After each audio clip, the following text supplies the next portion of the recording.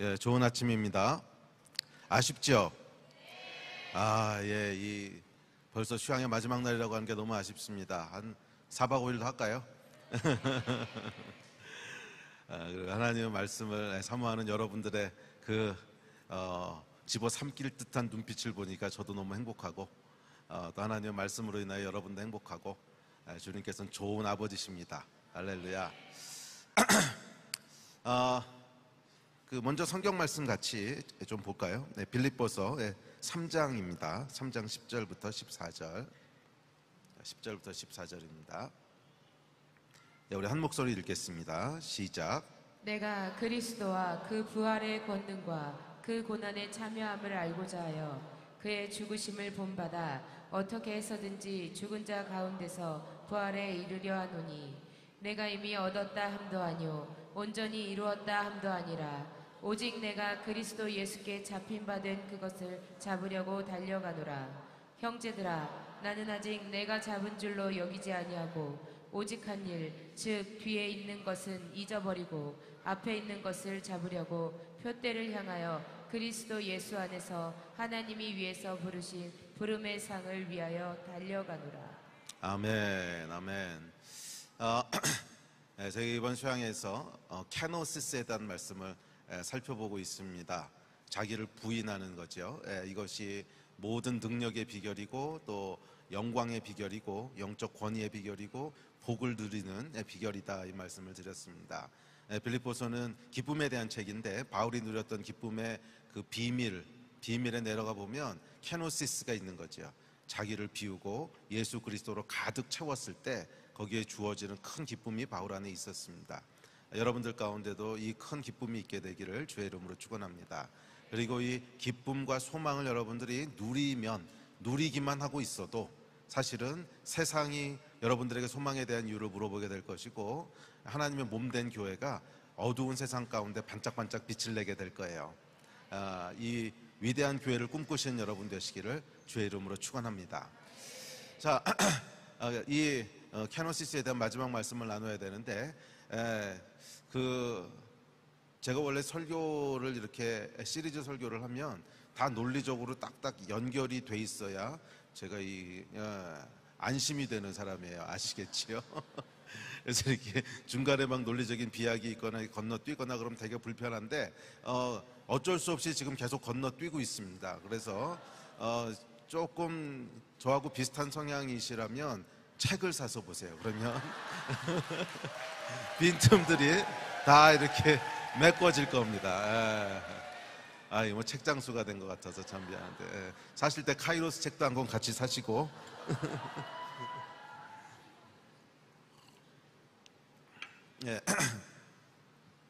그래서 케노시스는 두 가지를 얘기한다 그랬죠. 첫 번째는 자기를 비우는 것인데, 비우는 것 자체가 목적이 아닙니다. 뭐 비워서 어쩌자고요. 비워서 so what? 비우는 게 목적이 아니라 뭐예요? 채우는 게 목적이에요. 뭘로 채웁니까?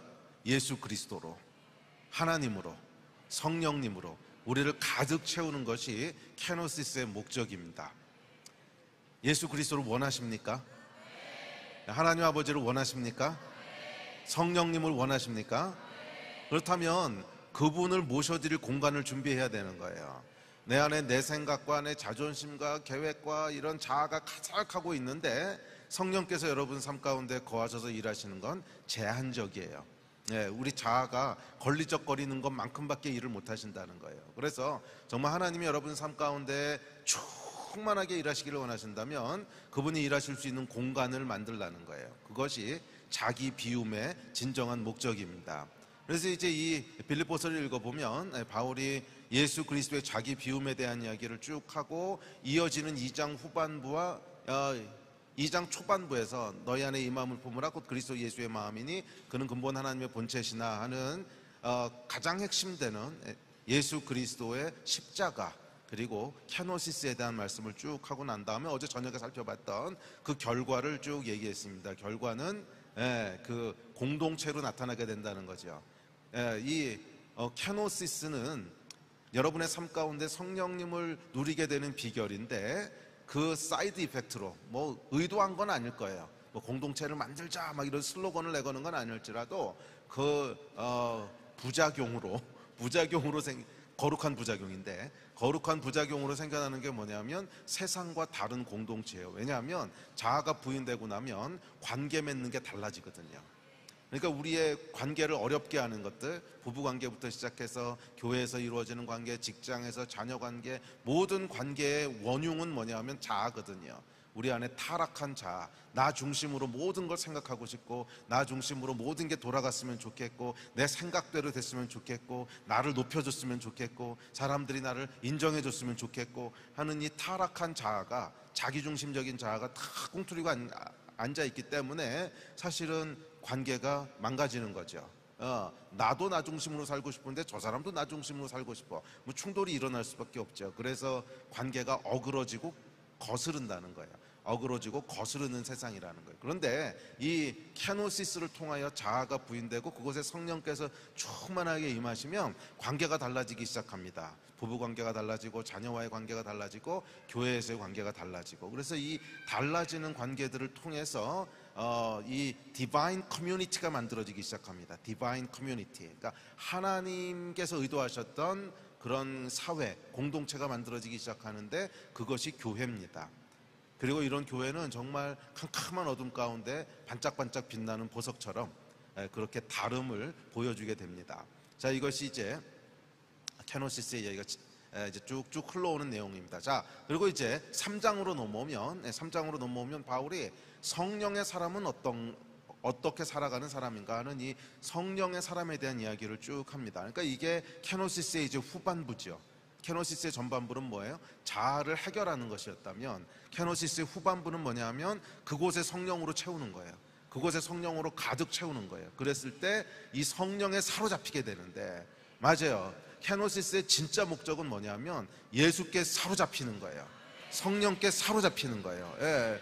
그래서 이 바울이 뭐라 그러냐면 예수께 잡힌 바 된 그것이라 그랬어요. 그러니까 이 바울이 케노시스를 통하여 예수 그리스도를 따라가면서 예수의 마음을 품은 이 과정을 통해서 예수께 사로잡혔다는 거예요. 이게 케노시스의 진짜 목적입니다. 성령께 사로잡힌 사람이 되는 거. 와, 예수께 사로잡힌 사람이 되는 거. 그것이 이제 케노시스의 후반부 내용입니다. 그래서 3장을 쭉 읽어보면 성령께 사로잡히고 예수께 사로잡힌 사람이 어떻게 살게 되는가 하는 이야기들을 쭉 나누고 있습니다. 그래서 뭐 시간이 없어서 다 나눌 수는 없고요.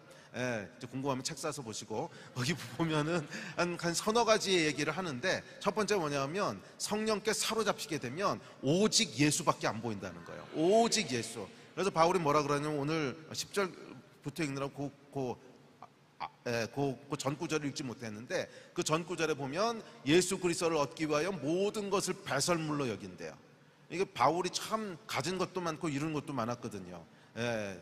바리새인 중에 바리새인이었고, 로마 시민권자였고, 가말리엘 문화생이었고, 하여간 굉장히 가진 게 많은 사람이었는데 예수 그리스도를 얻기 위하여 이 모든 것을 똥으로 여겼다는 거예요. 똥처럼 버렸다는 거예요. 그래서 성령께 사로잡히게 되면, 케노시스 하게 되면 그 결과로 나타나는 게 뭐냐면 예수로 충만해지는 거예요. 그리고 오직 예수밖에 안 보이는 거예요. 우리 조지훈 목사님이 정말 놀라운 성령의 사람이라고 제가 계속 얘기하는 게, 제가 딱 할 것들을 항상 한 발 앞서서 하세요. 그래서 어제 아침에 얘기하면서 시간이 없어가지고 긍휼에 대한 얘기 못했는데 정확히 긍휼 얘기하시고, 오늘 아침에 하려고 이 오직 예수 그랬더니 어젯밤에 나오셔서 오직 예수 이러고 가시고 여러분, 괜히 15년을 같이 왔겠습니까? 제가 이렇게 하면 하는 사이이기 때문에. 그래서 이 성령께 사로잡히게 되면 그 다음에 나타나는 스텝이 뭐냐면 예수께 사로잡혀서 다른 건 다 배설물처럼 보인다는 거예요. 그 전까지는 너무 소중하고 너무 귀해서 와, 이거 없으면은 안 될 것 같아 보이던 것이, 예수를 딱 만나고 나면 케노시스로 인해 성령이 충만하게 되면 예수밖에는 보이는 게 없어요. 예수밖에는 보이는 게 없어요. 다른 아무것도 부족하지 않아요. 다른 아무것도 결핍이 없어요. 완전하신 하나님, 예수께 사로잡히게 됩니다. 그래서 다른 것들은 다 뭐로 보인다는 거예요? 배설물처럼 보인다는 거예요. 아무 가치가 없어 보인다는 거예요. 이 놀라운 축복이 여러분의 것이 되시기를 축원합니다. 오직 예수, 오직 예수. 자, 두 번째 결과인데, 두 번째 결과는 뭐냐면, 그래서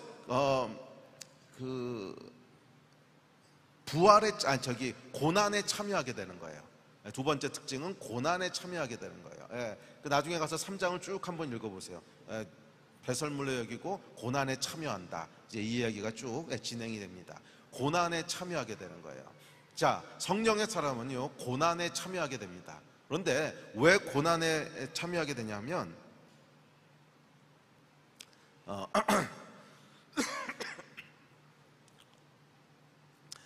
이 고난에 참여하게 되는 이유는 단순합니다. 제가 어제 아침에도 잠깐 얘기했던 것 같은데, 세상이 하나님을 떠났기 때문에 그래요. 세상은 하나님을 거역하고 있어요.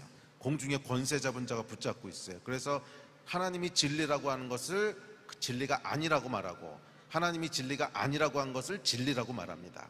그래서 세상은 하나님과 반대 방향으로 흘러가고 있는 거예요. 아주 거센 물결로 흘러가고 있습니다. 그런데 그 안에 우리가 예수 그리스도로 충만하게 되고 성령께 사로잡히게 되면 오직 하나님만 바라보고 나가거든요. 그러면 세상을 거슬러 갈 수밖에 없어요. 세상을 거슬러 갈 수밖에 없어요. 그러니까 고난의 본질은 뭐냐면, 하나님께서 그냥 고난 없이 우리를 딱 이렇게 건져주시면 얼마나 좋아. 하나님이 이상한 그런 분도 아니고 왜 자꾸 고난을 받으라 그러시나. 그러니까 고난을 받을 수밖에 없는 이유는 하나님이 이상한 분이셔가 아니라 우리가 이상하기 때문에 그래요. 세상이 이상하기 때문에 그래요. 세상이 하나님과 반대 방향으로 가고 있기 때문에 하나님께서 진리로 우리를 끌어오실 때, 하나님께로 끌어오실 때 그것은 그냥 고난을 받을 수밖에 없는 거예요. 고난을 받을 수밖에. 그래서 케노시스에 참여한 자는 모든 하나님의 축복을 누리지만 그와 더불어 고난을 겸하여 받습니다. 고난을 겸하여 받아요. 네.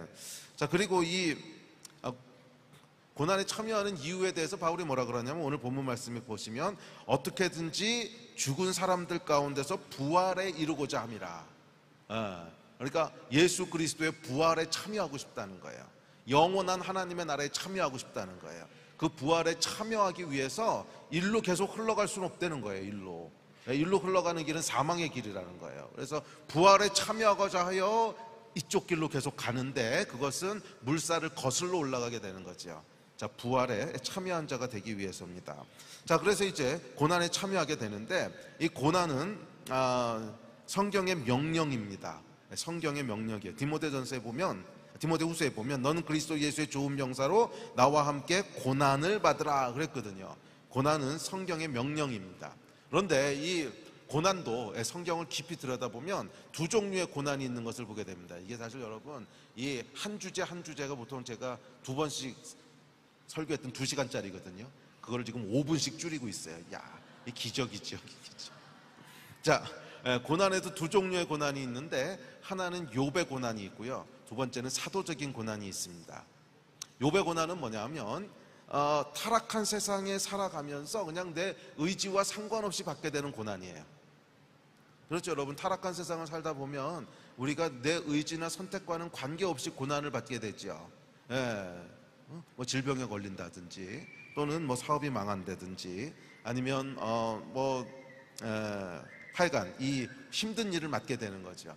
그것은 나의 어떤 의지적인 선택은 아니지요. 세상이 타락했기 때문에 그냥 내 죄 때문에 받게 되는 고난은 욥의 고난이 아닙니다. 그건 그냥 회개해야 될 것이지 고난이라고 부를 수 없는 거고, 내 죄가 아닌데 그냥 나는 그냥 하나님 섬기면서 잘 살고 있는데 타락한 세상 속에 있기 때문에 받게 되는 욥의 고난이 있다는 거예요. 자, 이게 첫 번째 고난인데, 이 욥의 고난을 통해서 우리는 인내하는 믿음을 배우게 됩니다. 인내하는. 욥의 고난의 가장 큰 특징은 뭐냐면 억울함이죠.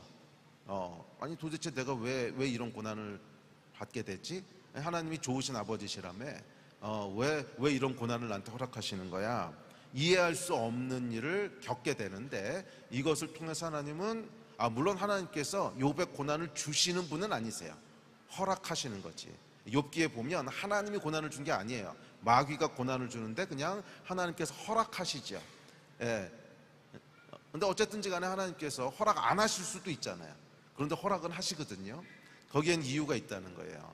그 과정을 통해서 우리에게 인내하는 믿음을 가르쳐 주십니다. 인내하는 믿음. 그러니까 이 인내하는 믿음이라고 하는 건 뭐냐면 하나님의 주권을 인정하는 거예요. 주권을. 하나님의 주권을 인정하는 거예요. 자, 보세요, 여러분. 모든 게 다 내 마음대로, 모든 게 다 내가 원하는 대로 된다면 하나님의 주권이라고 하는 게 무슨 의미가 있겠어요? 하나님의 주권을 인정한다고 하는 건 뭐냐 하면, 내가 원하는 대로 되지 않아도 여전히 하나님은 왕이십니다. 내가 원하는 대로 되지 않아도 여전히 하나님은 위대하십니다. 이게 하나님의 주권을 인정하는 거죠. 그래서 하나님께서 욥의 고난을 통해서 하나님의 주권을 인정하게 하시고, 그래서 우리의 믿음을 성장하게 하십니다. 그리고 이런 욥의 고난을 통해서 우리는 예수 그리스도의 성숙한 성품을 점점 닮아가게 되는 거예요. 그 인내의 과정을 통해서 성숙한 성품을 점점 닮아가게 됩니다. 그리고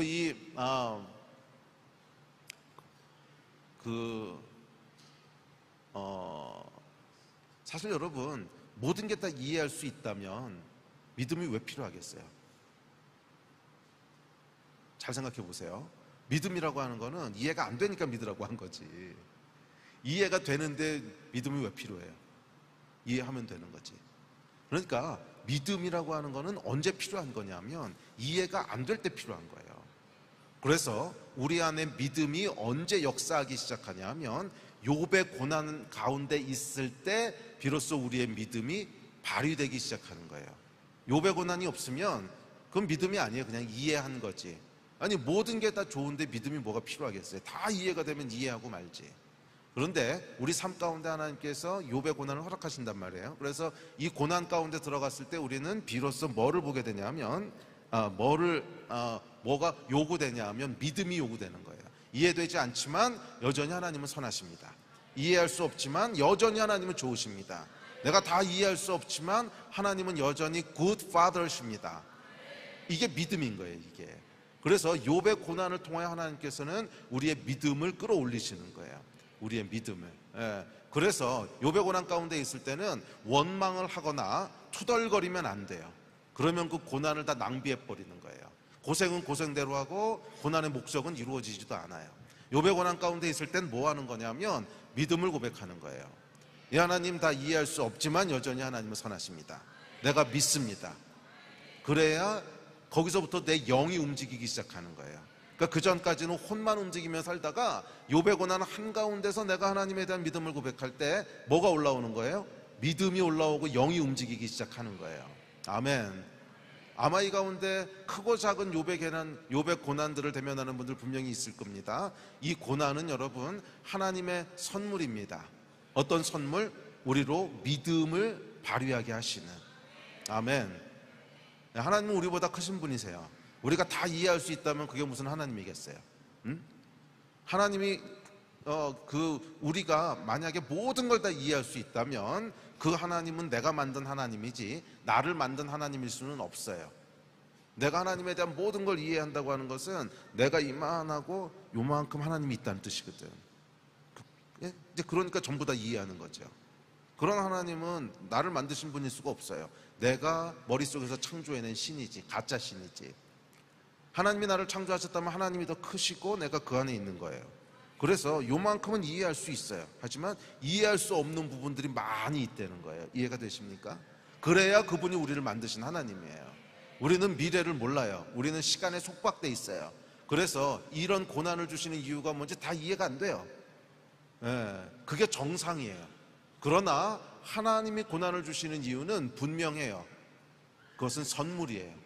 우리에게 좋은 걸 주시기 원하시는 분이세요. 왜? 하나님은 한결같이 좋으신 아버지시거든. 우리에게 나쁜 것을 주시는 분이 아니거든. 그러니까 잠시 잠깐 이해가 안 되는 것뿐이지 항상 좋은 걸 주시는 분이신 줄 믿습니다. 그래서 욥의 고난 때는 뭐 해야 되는 거냐면 예배해야 되는 거예요. 욥의 고난 때는 예배해야 되는 거예요. 사실 여러분 고난 가운데 있을 때가 최고의 예배를 드릴 수 있는 때인 거 아십니까?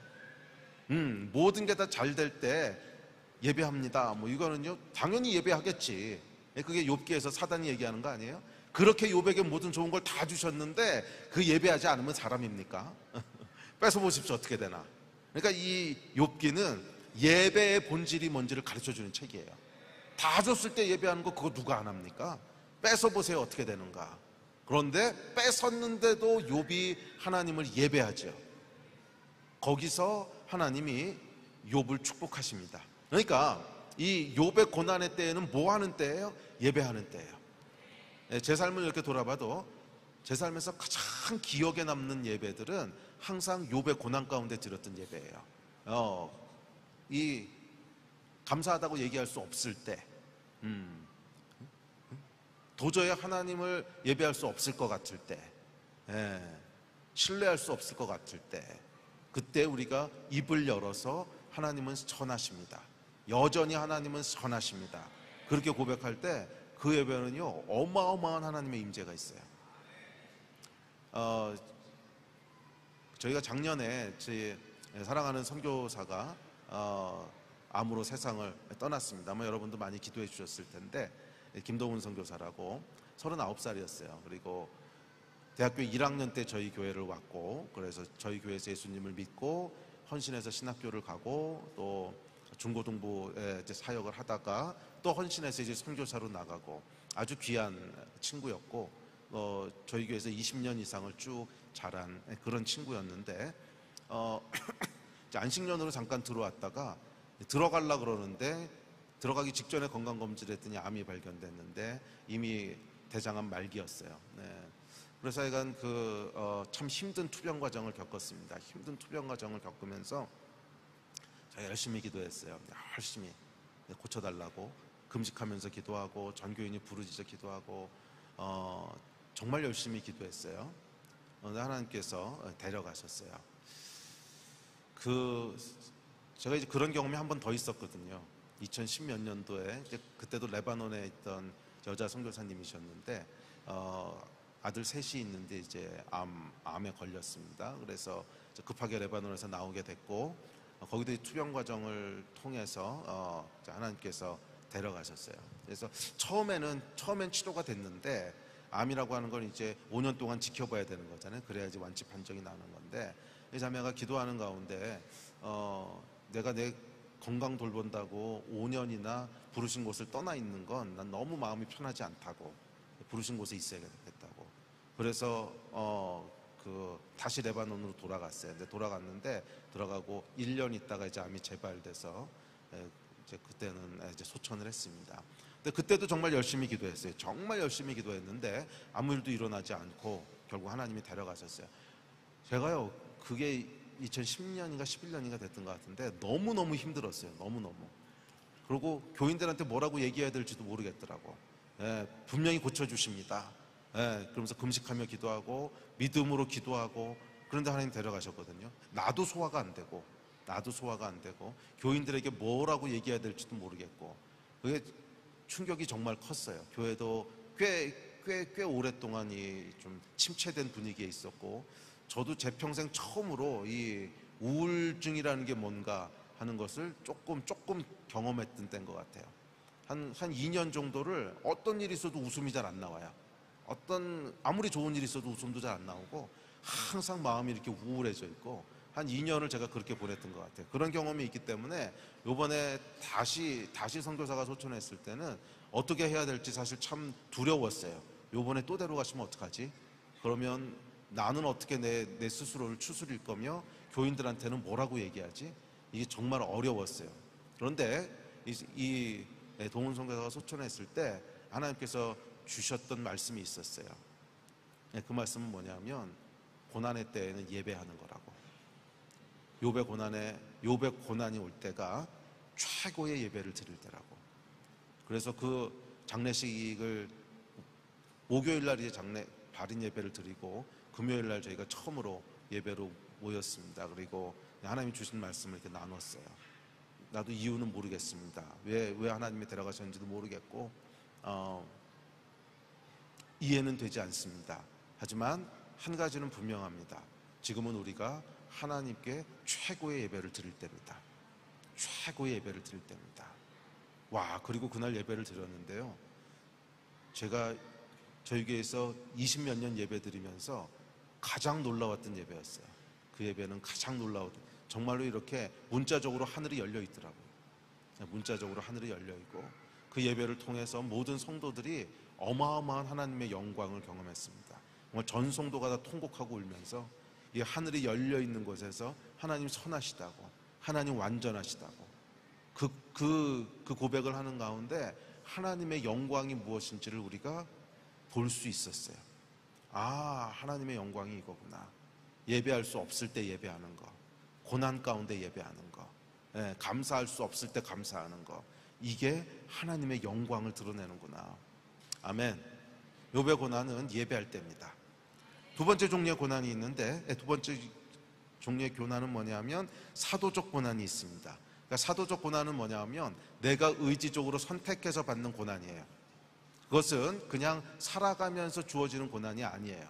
사도 바울 같은 경우에는 이 고난 안 받을 수도 있었어요. 그런데 예수 그리스도로 인하여, 복음을 위하여 의지적으로 선택해서 고난을 받는 거예요.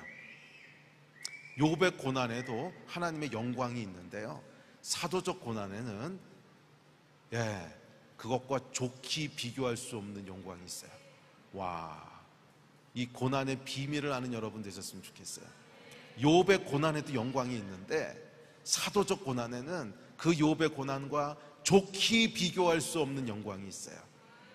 그 사도적 고난의 본질은 뭐냐면 예수 그리스도를 향한 우리의 사랑이에요. 예수 그리스도를 향한 우리의 사랑이에요. 고난 안 받아도 돼. 안 받을 수 있는 권리도 있어요. 그런데 예수 그리스도로 인하여 그것을 선택해서 고난을 받는 거예요. 이 고난에 참여한 자는 큰 면류관이 있는 줄 믿습니다.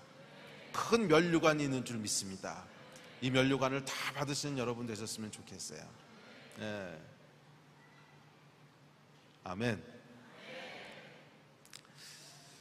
자, 그 다음에 이제 세 번째가 있습니다.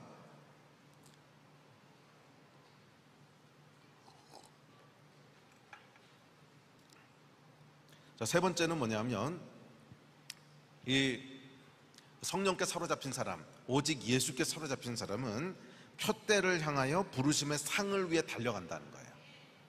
분명한 목표를 위하여 부르심의 상을 위해서 달려가는 삶을 살게 됩니다.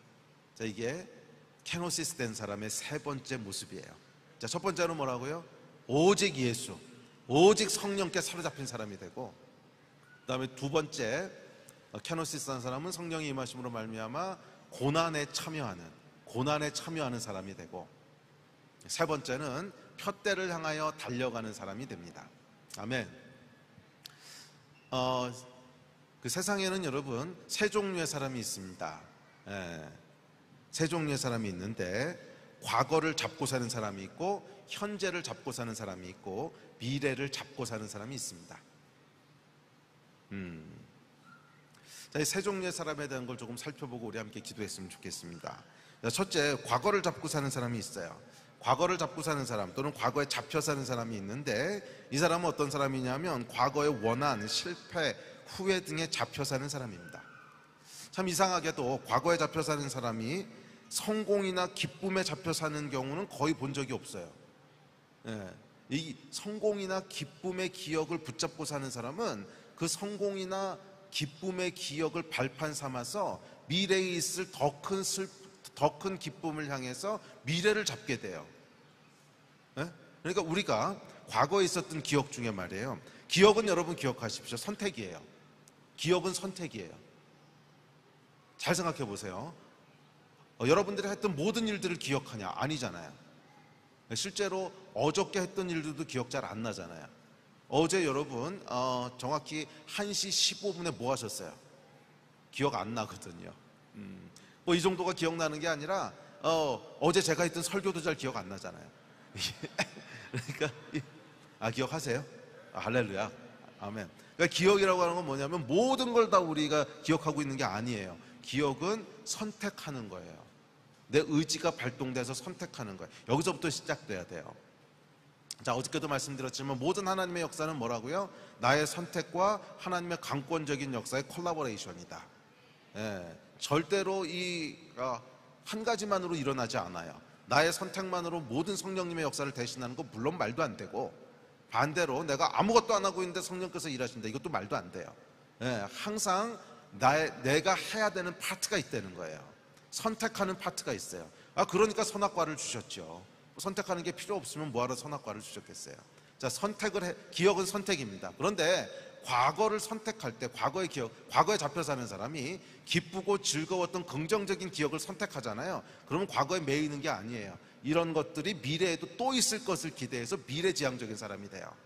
그런데 이 기억 중에서 원망과 슬픔과 실패와 이런 것을 선택하는 사람이 있어요. 그 사람은 거기에 매여요. 과거에 그냥 매이게 됩니다. 그래서 보통 긍정적인 것을 선택해서 기억하는 사람은 과거를 잡지 않는데 그래서 미래에 대한 얘기 나중에 할 텐데, 하여간 미래지향적인 사람은 기억 중에서 긍정적이고 기뻤던 일들을 붙잡습니다. 그런데 과거를 잡는 사람은 과거의 긍정적인 기억이 아니라 부정적인 기억들을 붙잡아요. 실패했던 거, 원한, 후회, 이런 거.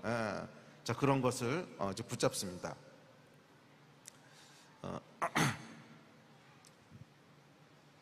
자, 기억은 내가 선택하는 거예요. 그래서 미래에 대한 기대가 있는 사람은 과거의 긍정적인 기억을 선택하고, 그리고 이 과거의 긍정적인 기억을 발판 삼아서 미래를 붙잡습니다. 그러나 과거를 붙잡는 사람은 과거의 부정적인 기억들을 붙잡고, 그래서 대부분 과거를 붙잡고 사는 사람들은 우울함이 있어요. 조금 심하면 우울증을 알아요. 과거에 붙잡혀 사는 사람들의 대표적인 특징이에요. 우울증이 있어요. 그리고 미래에 대해서 기대를 잘 안 해요. 미래가 더 좋아질 것이라고 하는 건 기대를 못 해요. 자, 과거를 잡는 사람은 미래에 더 좋은 일이 있을 것이라는 기대가 없다는 면에서 뭐가 없는 거냐면 하나님에 대한 신뢰가 없는 거예요. 오늘은 이래도 내일은 하나님이 더 좋은 일을 행하실 거야, 이 기대가 없는 거예요. 오늘은 내가 실패했어도 우리 아버지는 good father셔, 여기에 대한 믿음과 신뢰가 없는 거예요. 그러니까 자꾸 과거를 붙잡는 거예요. 아무리 과거에 실패가 있었고 아무리 과거에 어려운 일이 있었어도 하나님에 대한 믿음이 있으면, My father is a good father, 이 믿음이 있으면, 이 하나님에 대한 신뢰가 있으면 과거를 끊을 수 있어요. 어제는 내가 실패했지만 내일은 하나님이 다른 일을 준비하고 계실 거야, 이 믿음을 붙잡고 가는 사람은 과거의 노예가 되지 않습니다. 그래서 과거에 붙잡혀 사는 사람은 죄송하지만 이것은 미래냐 과거냐 하는 어떤 성향의 문제가 아니라 사실은 믿음의 문제입니다. 하나님을 믿느냐 믿지 못하느냐, 하나님을 신뢰하느냐 신뢰하지 못하느냐 하는 믿음의 문제입니다. 아멘. 그래서 성경은 뭐라고 얘기하냐면 이렇게 얘기합니다. 3장 13절과 14절입니다. 시작. 형제들아, 나는 아직 내가 잡은 줄로 여기지 아니하고 오직 한 일, 즉 뒤에 있는 것은 잊어버리고 앞에 있는 것을 잡으려고 표대를 향하여 그리스도 예수 안에서 하나님이 위에서 부르신 부름의 상을 위하여 달려가노라. 아멘. 이게 성경의 명령인 거예요. 명령. 그러니까 하나님의 사람, 성령의 사람은 어떤 사람이냐면 과거를 잊어버리고 앞에 있는 것을 잡으려고 그렇게 가는 사람이 성령의 사람이라는 거예요. 여러분, 내가 과거를 잡고 사는 사람인지 현재를 잡고 사람인지 미래를 잡고 사는 사람인지 그것은 성향이나 타고난 성품의 문제가 아니라는 거예요. 절대로 아니라는 거예요. 어떤 사람은 그래요. 아이, 목사님, 그거 사람에 따라 좀 다른 거 아닙니까? 그러니까 목사님 같이 담주무울질인 사람은 계속 전진 앞으로 이러고 달려가겠지만 그렇거든요. 제가 이제 담즙질이고 또 조 목사님도 담즙질이에요. 그래서 우리 같이 비행기를 타면 항상 1등으로 타고 1등으로 내려요. 두 번째로 타본 적도 없어요. 제가 2등으로 타게 되는 때는 조 목사님이랑 같이 비행기를 탈 때 그때뿐이지.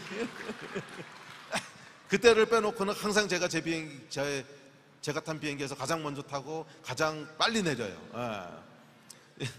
이제 담즙질들이거든요. 그래서 조 목사님이 막 이제 앞으로 달려가다 뒤돌아보면 아무도 없다고. 저도 비슷하거든요. 한참 앞서가다 이렇게 뒤를 탁 돌아보면 아무도 없어요. 다들 피 흘리면서 조만큼해서 같이 가요 목사님 이러고 있지. 비슷해요. 성향이 비슷한데, 그래서 이 과거의 사람, 현재의 사람, 미래의 사람, 그거는 목사님이 워낙 담즙질로 태어나셨고, 사실 사도 바울도 이 심리 분석하는 사람이 담즙질이라 그러거든요. 그래서 사도 바울이 쓴 글을 보면 걸어간다는 표현이 한 번도 없어요. 다 뛰어가지. 달려가느라 뛰어가느라. 그러지 사도 바울이 걸어간다고 얘기한 구절이 한 구절도 없어요. 생각해 보세요. 이 바울도 비행기를 탔으면 제일 먼저 탔을 사람이에요. 그러니까 그거는 뭐 사도 바울의 성향이지 이렇게 얘기하는 분도 계신데 아니요, 여러분, 그렇지 않습니다. 사도 바울의 개인적인 성향을 왜 성경에서 명령했겠어요? 예, 모든 사람이 그렇게 될 수 있고 돼야 되니까 말한 거 아니겠습니까? 예. 뒤에 있는 것은 잊어버리고 앞에 있는 것을 잡으려고, 이게 여러분 성경의 명령인 줄 믿습니다. 왜냐하면 뒤에 있는 것을 잊어버리지 않으면 결국 그 결과는 우울증밖에 남는 게 없어요. 네? 우울증밖에 남는 게 없어요. 과거를 선택하지 마십시오. 과거의 명령을 기억하지 마세요. 그게 영적인 겁니다. 예.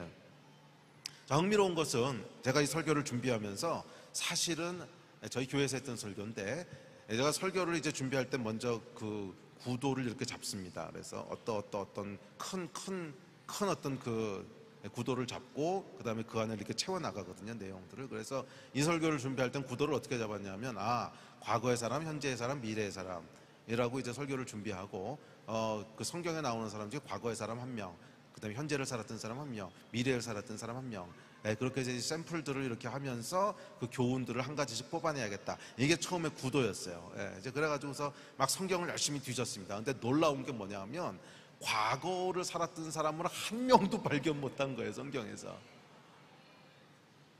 과거에 붙잡혀 산 사람을 한 명도 발견을 못한 거예요. 그래서 설교를 다 바꿨어요. 과거를 사는 사람도 뭐 이러이런 장점이 있어, 이런 교훈이 있고, 이런 게 아니구나. 성경은 무조건 미래를 잡고 살라고 하는구나. 모든 하나님의 사람은 과거를 잊어버리고 앞에 있는 것을 잡으려고 달려갔던 사람이지. 생각해 보십시오, 여러분. 이삭이요, 만약에 이삭이 과거를 잡고 살았다면요, 공황장애의 우울증은 100%입니다. 모리아 산에서 아빠가 나를 칼 들고 죽이려고 했어요. 여러분, 트라우마 정도가 아니고 이건 치유 불가능한 트라우마예요. 생각해 보세요. 모리아 산에서 아빠가 나를 갑자기 꽁꽁 묶습니다. 아빠 뭐 하는 거야? 잠깐 기다려, 몰라도 돼. 그러고 꽁꽁 묶더니 이렇게 제단 위에다 올려놔요. 어리둥절합니다. 아빠 뭐 하는 거야? 그런데 갑자기 아빠가 칼을 쫙 꺼내더니 이러고 달려드는데, 여러분, 이게 치유가 되겠어요? 이거는 트라우마야. 만약에 이삭이 과거를 잡고 사는 사람이었다면 그는 공황장애, 우울증, 자살 이렇게 끝났을 겁니다. 뭐 다른 선택이 있었을 것 같으세요?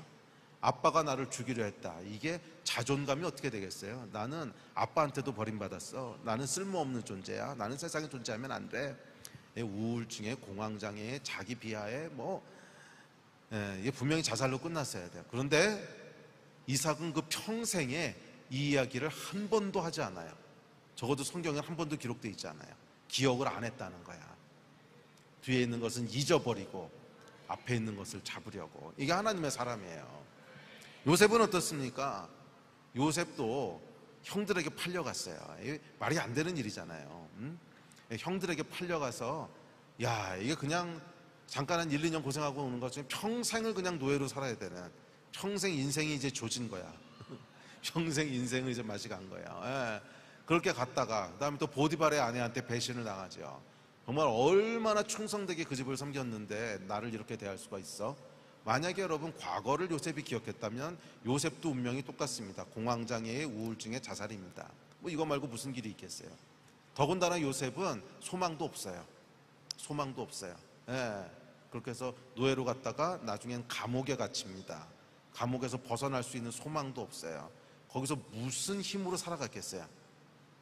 과거를 붙잡았다면 아마 불가능했을 거예요. 그런데 이삭도 그렇고 요셉도 그렇고 그들 안에 하나님의 믿음이 역사했는데, 이 믿음이 뭐였냐면, 하나님은 오늘과는 다른 내일을 준비하고 계셔. 이거예요. 이거. 비록 어제는 나에게 고통이 있었지만, 비록 오늘은 내가 이해할 수 없는 현실을 살지만, 하나님은 어제와는 또 다른, 오늘과도 또 다른 내일을 준비하고 계셔. 이 믿음이 있었기 때문에 이들이 위대한 하나님의 사람이 됐던 거예요. 아멘. 우리 아버지는 좋으신 아버지세요. 이 믿음이 이삭과 요셉을 놀라운 하나님의 사람이 되게 했습니다. 기억하세요, 여러분. 여러분들도 놀라운 하나님의 사람으로 사실 수 있어요. 그러려면 미래를 붙잡으셔야 돼요. 미래를 붙잡는다고 하는 것은 단순히 시간상 미래를 얘기하는 것이 아니라 하나님을 붙잡아야 된다는 거예요. 예, 내일은 다르게 역사하실 하나님이 계셔. 이 하나님을 신뢰하라는 거예요. 미래를 붙잡는 여러분 되시기를 주의 이름으로 축복합니다. 예, 그랬을 때 여러분들은 과거의 망령에서 벗어나 앞에 있는 것을 잡는 사람이 될 것입니다. 이게 성령의 사람이에요. 두 번째, 현재를 붙잡고 사는 사람이 있습니다. 현재를 붙잡고 사는 사람은 모든 관심이 현재에 있습니다. 그래서 이 사람은 또 두 가지로 나눠지는데, 하나는 현재 내 감정만 괜찮으면 괜찮아 하는 감정주의자가 있고, 두 번째는 현실주의자가 있습니다. 현실에 그냥 충실한. 자, 감정주의자 같은 경우에는 뭐 과거가 어떻든 미래가 어떻든 지금 내 기분만 좋으면 오케이인 거야. 이런 사람은 행복해 보일 수는 있지만 문제는 주변에 있는 사람들은 고생을 겁나 합니다.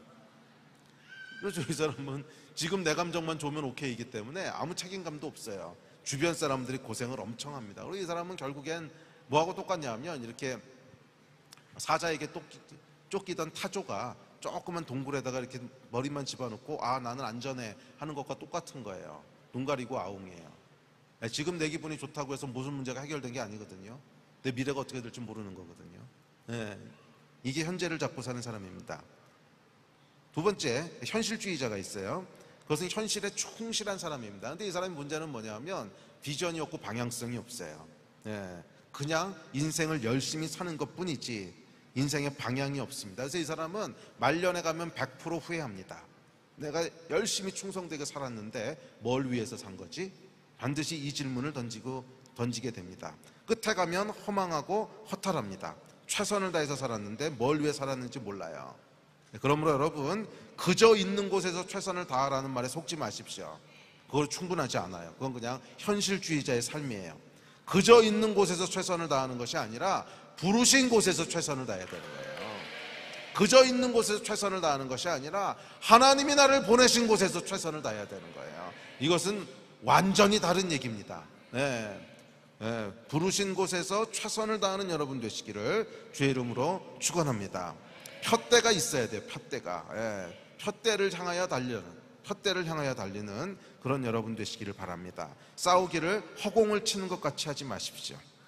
마지막 세 번째, 미래를 잡는 사람이 있습니다. 사도 바울이 여기 속한 사람인데, 과거 거다 지나간 거다. 뭐 지나간 일을 어떡하겠어요? 네? 지나간 일을 여러분들이 기억하고 곱씹는다고 해서 달라집니까? 달라질 게 하나도 없다는 거예요. 네. 그래서 바울은 다 뒤로 하고 앞에 있는 것을 붙잡습니다. 미래의 소망을 둡니다. 미래의 소망을 둔다고 해서 다 하나님의 사람은 아니에요. 뭐 세상적으로도 비저너리들은 미래를 보고 달립니다. 그런데 진짜 하나님의 사람과 세상적인 비저너리의 차이는 뭐냐면 영원한 미래를 보느냐는 거예요. 그 하나님의 사람은 단순히 내일, 한 달 뒤, 10년 뒤를 바라보는 것이 아니라 영원한 미래를 붙잡습니다. 내가 부활의 소망에 참여하려 함이니, 그리스도의 부활에 참여하려 함이니 영원한 미래를 붙잡는다는 거예요. 그래서 이 땅의 것이 아니라 하늘의 것에 소망을 둡니다. 그래서 여러분, 미래를 잡는다고 하는 사람은 그것의 같은 말은 뭐냐면 하늘의 소망을 두는 거예요. 영원한 하늘의 소망을 두기 때문에 땅의 것은 배설물로 여기는 거예요. 이것이 여러분 미래를 잡고 사는 사람들의 특징인 줄 믿습니다. 그러면 여러분, 지나간 일들은 잊어버리십시오. 이 땅의 일들은 어차피 지나갑니다. 기억해도 지나가고 기억하지 않아도 지나가요. 그러니까 여러분, 기억하지 마세요. 과거를 그렇게 붙잡고 있어봐야 달라질 게 뭐가 있겠어요. 과거를 뒤로 하고 앞을 잡으십시오. 이 얘기를 하면 이제 어떤 분들은 기억이 자꾸 나는 걸 어떻게 해요? 이렇게 말씀하시는데, 아니 여러분, 기억은 선택이에요. 기억은 여러분들의 선택이에요. 하실 수 있어요. 이 믿음에서부터 시작해야 돼요. 하실 수 있어요.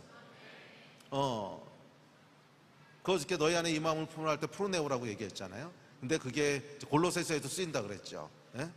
땅의 것에 소망을 두지 말고 하늘의 것에 소망을 두라고. 하늘의 것에 소망을 두라고.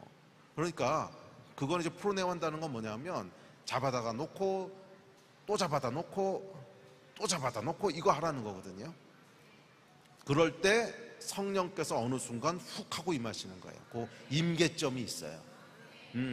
안 된다고 하시는 분들 처음에 쉽지 않을 수도 있습니다. 자꾸 과거가 기억나고 자꾸 이 원한이 기억나고 뭐 사람이 했던 말들이 기억나고, 그러면 여러분 그걸 가지고 기도의 자리에 나가셔서 씨름을 좀 하셔야 돼요. 씨름을 하셔서 그 생각을 잡아다가 다시 놓고, 다시 잡아다가 놓고, 다시 잡아다가 놓고, 안 되면 또 잡아다 놓고, 의지적이고 반복적으로 그걸 하실 때 평생 그렇게 하라는 게 아니에요. 어느 순간에 성령께서 훅 역사하신다는 거예요. 그래서 도우신다는 거예요. 우리로 이렇게 벗어나셔야 돼요. 아멘. 자, 과거에 일어난 건 잊어버리십시오. 자, 바울뿐 아니라 성경에 등장하는 모든 사람은 다 한 사람도 예외 없이 미래를 잡고 사는 사람들이었습니다. 자, 앞서 얘기했던 요셉과 다윗, 우리 두 사람만 살펴보고 기도합시다. 요셉은 형들로 인해서 말로 표현할 수 없는 억울한 인생을 살았어요. 그래서 요셉 인생의 키워드는 억울함이죠. 계속 억울함. 처음에는 형들한테 억울함 당하고, 보디발의 아내한테 억울함 당하고, 그 다음에 술 맡은 관원에게 억울함 당하고, 계속 억울함을 당합니다. 아마 이런 일들 중에 하나만 경험했어도 대부분은 우울증 걸렸을 겁니다. 형들에게 팔려가는 거 하나만, 또는 보디발의 아내에게 그 누명을 쓰는 이 억울함, 뭐 이런. 그런데 요셉은 이 과거의 억울함에 대해서 한 번도 얘기하지 않아요. 그러니까 성경 뒤져보세요. 거기에 대해서 원망했다거나 불평했다는 기록이 한 번도 없어요. 그리고 나중에 이제 형들을 만나게 되는데, 총리가 돼서 형들을 만났을 때 오히려 형들을 이렇게 위로합니다. 창세기 45장 5절입니다. 자, 시작. 당신들이 나를 이곳에 팔았다고 해서 근심하지 마소서, 한탄하지 마소서. 하나님이 생명을 구원하시려고 나를 당신들보다 먼저 보내셨나이다. 아멘. 형들이 한 일이 아니라 하나님이 하신 일이라는 거예요. 이 믿음. 요셉에게는 하나님에 대한 믿음이 있었던 거예요. 하나님에 대한 믿음. 그거 허락하신 분이 하나님이십니다. 형들이 한 게 아니고 하나님이 하신 겁니다. 오늘은 이래도 내일은 완전한 계획을 가지고 계실 거야. 이 믿음. 오늘은 내가 고난 가운데 있어도 내일은 하나님의 영광 가운데 있을 거야. 이 믿음. 이 요셉에게 있었던 믿음이에요. 하나님은 실수가 없으셔. 하나님은 완전하셔. 하나님은 좋으신 분이야. 하나님은 우리의 아버지야. 아멘. 이 믿음이 있을 때 요셉의 억울함이 하나도 우리에게 상처가 되지 않는다는 거예요. 될 수 있다는 거예요. 될 수 있다는 거예요. 혹시라도 여러분 가운데 과거의 망령에 사로잡혀 있는 분이 있다면 오늘 이 굿파더에 대한 요셉의 믿음으로 자유케 되기를 주의 이름으로 축복합니다. 그거 계속 묶여 있어서 그래서 어쩌자는 거예요. 과거 이미 지나간 거 어쩌자고. 그거 다시 기억해내가지고 어쩌자고요. 이미 지나간 과거는 과거입니다. 아버지에 대한 믿음으로 과거를 끊으세요. 뒤에 있는 것은 잊어버리고, 아멘. 앞에 있는 것을 잡으려고. 이게 성령의 사람이에요. 아멘. 자, 마지막으로 다윗의 믿음이 있습니다. 다윗이 사무엘하 12장에 보면 밧세바와 불륜으로 낳은 아기가 병에 걸립니다. 다윗의 죄로 인해서 하나님이 아이를 치셨다고 기록하지요. 사무엘하 12장인데 시간이 없으니까 읽지는 않고 넘어갑시다. 자, 사무엘하 12장에 보면 이제 그 다윗이 밧세바와 불륜을 통해서 아이를 낳는데 그 아이를 하나님께서 데려가시죠. 그 얘기인데 다윗이 이제 아이가 아프니까 기도하기 시작합니다. 그리고 금식을 하기 시작합니다. 막 금식하고 기도하는데 중간에 아이가 죽었어요. 그러니까 이제 신하들이 걱정을 하기 시작합니다. 어떡하지? 아이가 살았을 때도 왕이 저렇게 슬퍼하면서 금식하면서 음식도 먹지 않고 저러는데 아이가 죽었다는 얘기를 어떻게 하지? 이 얘기를 하면 이 왕이 어떻게 하지? 이것 때문에 아무 얘기도 못해요. 그리고 수근수근하고 있는데 다윗이 나옵니다. 그러고 물어봅니다. 신하들한테 아이가 죽었느냐? 그랬더니 아이가 죽었다는 거예요. 자, 그런데 그러고 나서가 중요해요. 다윗이요 멀쩡하게 일어나서 밥을 먹고는 진무를 보기 시작합니다. 멀쩡하게 일어나 왕궁에 들어가 일을 하기 시작합니다. 그랬더니 신하들이 이제 놀라서 물어봅니다. 아니, 괜찮으십니까? 그랬더니 다윗이 뭐라 그러냐면 지금은 죽었으니 내가 어찌 금식하랴. 금식한다고 죽은 아이가 돌아오겠느냐? 그러고는 일을 시작해요. 그러니까 다윗은 어떤 거예요? 철저하게 미래를 잡는 사람이야. 이미 지나간 거 어떡하겠냐는 거예요. 이미 지나간 거 어떡하겠냐는 거예요. 예. 사무엘하 12장 22절에 보면 이렇게 얘기해요. 아이가 살았을 때 내가 금식하고 온 것은 혹시 여호와께서 나를 불쌍히 여기사 아이를 살려주실는지 누가 알까 생각함이거니와 지금은 죽었으니 내가 어찌 금식하랴. 내가 다시 돌아오게 할 수 있느냐. 나는 그에게로 가려니와 그는 내게로 돌아오지 아니하리라. 다윗이 어떤 사람인지 보이십니까? 그 사랑하는 아이의 죽음에 대해서도 일단 지나가고 나면 그것을 붙잡지 않아요. 여러분, 아이의 자녀의 죽음만큼 큰 트라우마가 어디 있습니까? 아마 우리가 살아가면서 겪게 되는 가장 큰 트라우마일 텐데, 가장 큰 고통이고 슬픔일 텐데, 그 일조차도 다윗은 지나가고 나니까요 붙잡지 않아요. 예, 그거 기억한다고 해서 뭐가 달라지냐는 거예요. 그거 기억한다고 아이가 살아나겠느냐? 나는 그에게 갈 수 있지만 그는 나에게 다시 돌아오지 못한다. 네, 그리고 앞을 향해서 가기 시작합니다. 할렐루야. 예, 이게 여러분 다윗이라는 거예요. 다윗. 예. 자, 이렇게 할 수 있었던 비결이 있는데 20절에 보면 이렇게 얘기합니다. 자, 20절 같이 한번 읽을까요? 사무엘하 12장 20절. 다윗이 땅에서 일어나 몸을 씻고 기름을 바르고 의복을 갈아입고 여호와의 전에 들어가서 경배하고 왕궁으로 돌아와 명령하여 음식을 그 앞에 차리게 하고 먹은지라. 네, 여기도 보면 여러분 다윗이 똑같이 합니다. 이해할 수 없는 죽음 앞에서 하나님을 경배해요. 뭐 이해할 수 없는 건 아니지. 하여간 큰 슬픔 앞에서 하나님을 경배합니다. 이게 여러분 예배예요. 예배는 예배할 만할 때 드리는 게 아니에요. 물론 그때도 예배해야 되지만 예배할 만할 때 드리는 예배를 훨씬 뛰어넘는 최고의 예배가 있어요. 최고의 예배. 그것은 예배할 수 없을 것 같은 상황에 예배하는 거예요. 아이가 죽었는데 하나님을 경배하는 거예요. 그리고 그곳에서 다윗이 무엇을 고백합니까? 하나님의 주권을 고백하는 거예요. 하나님의 주권을. 하나님은 완전하십니다. 비록 내 마음은 슬프고 어렵지만 하나님은 실수가 없으십니다. 비록 오늘은 내가 슬픔 가운데 있지만 좋으신 하나님께서는 미래에 더 좋은 일을 행하실 것입니다. 이게 믿음이에요. 그리고 이어지는 24절 25절에 보면 성경은 이렇게 기록하고 있습니다. 자, 시작. 다윗이 그의 아내 바세바를 위로하고 그에게 들어가 그와 동침하였더니 그가 아들을 낳음에 그의 이름을 솔로몬이라 하니라. 여호와께서 그를 사랑하사 선지자 나단을 보내 그의 이름을 여디디아라 하시니 이는 여호와께서 사랑하셨기 때문이더라. 아멘. 정말로 하나님께서는 다윗의 믿음처럼 그에게 솔로몬을 주셨습니다. 네, 여러분, 과거를 붙잡는 사람에게는 우울할 뿐이지만 미래를 잡는 사람에게는 솔로몬이 기다리고 있어요. 아멘이십니까? 과거를 붙잡고 사는 사람에게는 우울함밖에 없지만 미래를 붙잡고 사는 사람에게는 솔로몬이 기다리고 있습니다. 내일은 하나님이 더 좋은 일을 하실 거야. 믿으십니까? 내일은 오늘과 다를 거야. 믿으십니까? 내일은 더 이상 좋을 수 없을 만큼 완전하게 좋을 거야. 아멘이십니까? 나의 미래는 찬란할 거야. 아멘이십니까? 나의 미래는 완전할 거야. 믿으십니까? 왜? 하나님이 나의 아버지시니까. 하나님이 나의 아버지시니까. 아멘. 여러분은 어떻습니까? 하나님을 신뢰하십니까? 그렇다면 미래에 더 좋은 일을 행하실 하나님을 신뢰하십시오. 오늘은 비록 아이가 죽었지만 내일은 우리에게 솔로몬을 주실 것입니다. 아멘. 아멘. 예배팀 앞으로 나오실래요? 네. 바울은 이야기합니다. 뒤에 있는 것은 잊어버리고 과거를 잊어버리십시오. 그 과거가 뭐 요셉하고 다윗의 경우는 조금 달라요. 요셉은 정말 억울함이에요. 억울함.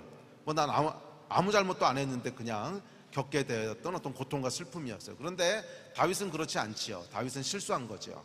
죄를 진 거죠. 간음이라고 하는 죄를 져서 자기 죄의 대가를 치르는 거죠. 그래서 사실 엄밀하게 보면 요셉과 다윗의 케이스는 좀 다릅니다. 하나는 억울함이고 하나는 나의 실수와 죄예요. 그런데 결과는 똑같아요. 이게 하나님의 은혜 아니겠습니까? 결과는 똑같아요. 그것이 억울함으로 인한 것이든 아니면 나의 죄와 실수든 하여간 하나님께서는 그 과거는 지우신다는 거예요. 상관없어요. 하여간 하나님께서는 다른 미래를 준비하신다는 거예요. 그것이 단순한 억울함이든 아니면 여러분의 죄와 실수든 과거는 이미 지나간 과거입니다. 그거 들춰서 어떡하자고요? 만약 죄 때문에 그렇게 된 거면 그냥 하나님 앞에서 회개하고 끝내는 겁니다. 회개하고 끝내는 거지. 그거를 그냥 계속 다시 울고 먹으면서 오늘 기억하고 내일 기억하고 또 기억하고, 이거 하나님이 원하시는 게 아니에요. 내가 잘못한 것은 전심으로 하나님 앞에 나아가서 하나님, 내가 잘못했습니다. 하나님, 내가 다시는 이런 죄를 범하지 않겠습니다. 용서해 주십시오. 그리고 하나님께서 내가 내 죄를 사하노라, 내가 십자가에서 이 모든 죄를 용서하였노라, 그 믿음 주시면 거기서 아멘 하고 그냥 잊어버리는 거예요. 그거 계속 붙잡고 있어서 어떡하겠다고. 죄에 대한 기억을 계속 붙잡고 있어서 어떡하겠다고요. 실수했던 기억을 계속 붙잡고 있어서 어떡하겠다고요. 하나님 기뻐하시는 거 아니에요. 그것이 단순한 요셉의 억울함이든 다윗의 죄와 실수든 하여간 과거는 잊어버리십시오. 하여간 과거는 잊어버리십시오. 그게 여러분에게 도움이 되지 않습니다. 그리고 무엇을 해야 돼요? 앞에 있는 것을 붙잡아야 돼요. 오늘은 내가 슬픔 가운데 있지만 내일은 다를 것이다. 전혀 다른 내일을 하나님께서 준비하고 계시다. 이것을 믿음으로 붙잡으십시오. 오늘은 비록 아이가 죽었지만 내일은 솔로몬을 안을 것이다. 이 믿음이 있어야 돼요. 오늘은 아이가 죽었지만 내일은 내 품에 솔로몬을 주실 것이다. 이 믿음이 있어야 됩니다. 의지적으로 여러분 과거를 잊어버리시고 미래를 붙잡으십시오. 하나님께 도움을 구하십시오. 하나님을 신뢰하십시오. Our Father is a good Father. Amen. 그러면 우리 일어나서 좀 같이 기도합시다.